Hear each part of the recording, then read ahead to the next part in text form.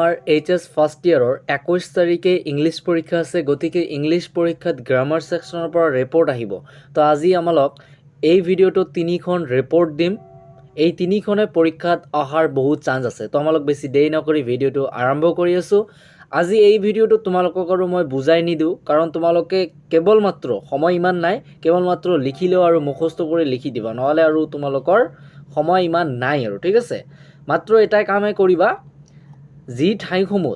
স্কুলৰ নাম দি আছে আগমনী এইচএছ স্কুল বা আগমনী হায়াৰ সেকেন্ডাৰী স্কুল সেই ঠাইখিনি তোমালোকৰ স্কুলৰ নাম দি দিবা ঠিক আছে কাৰণ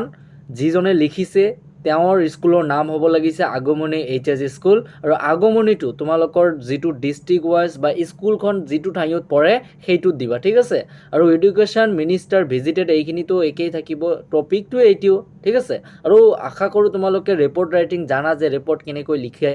ঠিক আছে আৰু ডেটৰ ক্ষেত্ৰত ইয়াত আগমনী দিছো মই তোমালোকেও কি কৰিবা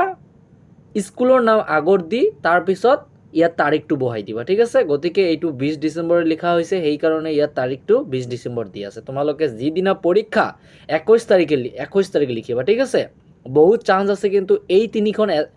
তিনিখন ৰিপৰ্ট আহাৰ তো ছাত্ৰ-ছাত্ৰীসকল তোমালোকে দেখি লোৱা আৰু লিখি লোৱা আৰু পৰীক্ষাত লিখি দিবা যদি আহে মানে আহাৰ বহুত চান্স আছে ঠিক আছে